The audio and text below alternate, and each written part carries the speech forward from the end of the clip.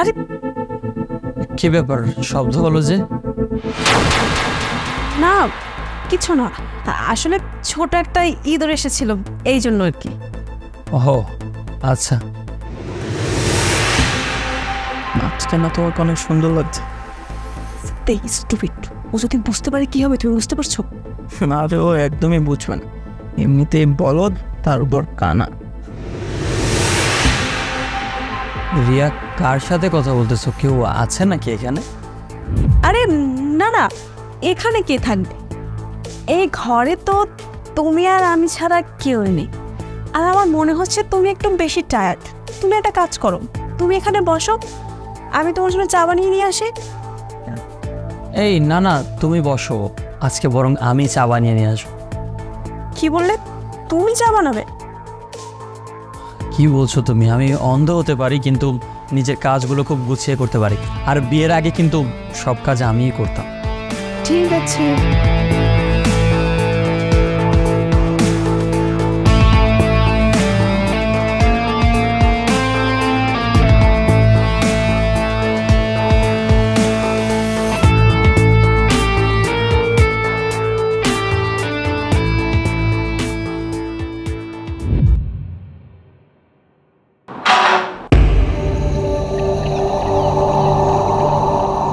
এই যে তোমাদের চা।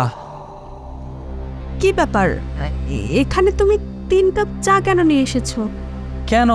সহজ হিসাবটা কেন বোঝো না? একটা তোমার, একটা আমার, আর একটা তোমার বয়ফ্রেন্ডের। বয়ফ্রেন্ড?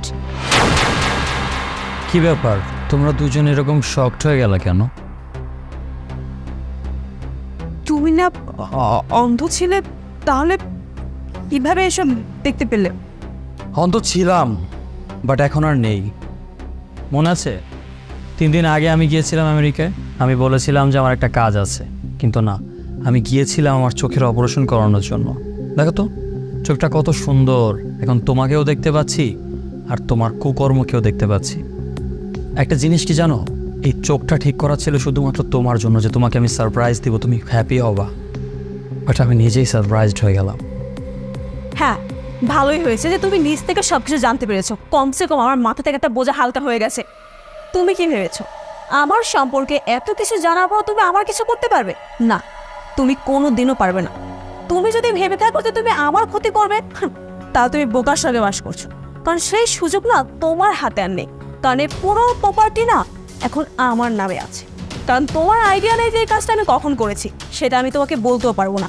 যখন আমি তোমাকে ঘাট ধাক্কা দিয়ে বাড়ি থেকে বের করে দিব না, তখন তুমি বুঝতে পারবে।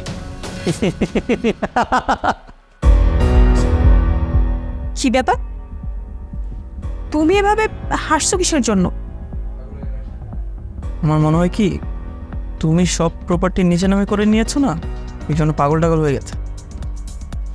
হাসার কারণটা হচ্ছে এতক্ষণ তুমি যে ডায়লগগুলো দিয়েছো সব কিছুই ক্যামেরায় বন্দি হয়ে গিয়েছে।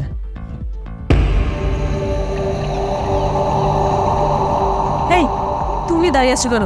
ধরো ওকে।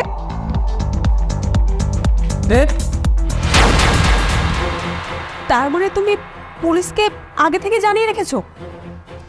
এখন তুমি প্রপার্টির আশা ছেড়ে দাও, আর জেলে তো পচে মরবেই, সেই চিন্তা করো যে জেলে শক্ত রুটিগুলো কিভাবে খাবে। দেখো মিঠাজ, আমার ভুল হয়ে গেছে, বিশ্বাস করো। আমি নিজের ইচ্ছে কোনো কিছু করিনি। এই ছেলেটা দেখছো না, ও আমাকে ভুল বুঝিয়ে ফুসলিয়ে ফাসলিয়ে আমার ওর প্রেমের জালে ফাঁসিয়েছে।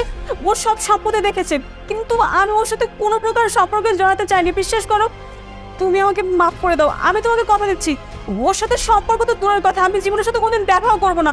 তুমি পুলিশকে বলো না এখান থেকে যেতে। আর বিশ্বাস করো, ওকে আমি মোটেও ভালোবাসি না। আমি তো তোমাকে ভালোবাসি, আমি তো তোমার বউ, তাই না? ওকে কে ভালোবাসি? ওকে আমি চিনিও না। প্লিজ। ও হো হো, তুমি এখনো বলছো আমাকে ভালোবাসো? তো একটু আগে এই ছেলেটার সাথে কি করতেছিলে? মানে শুধু ক্ষুধা মেটানোর জন্য?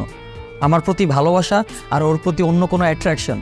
পুলিশ অফিসার, একে এখনই নিয়ে যান, এই মেয়েটাকে আমি এখন আর দেখতে চাচ্ছি না। বিদেশ, তুমি এসব কি বলছো? আমি তোমার স্ত্রী। আচ্ছা স্যার, ওকে নিয়ে যান। Don't.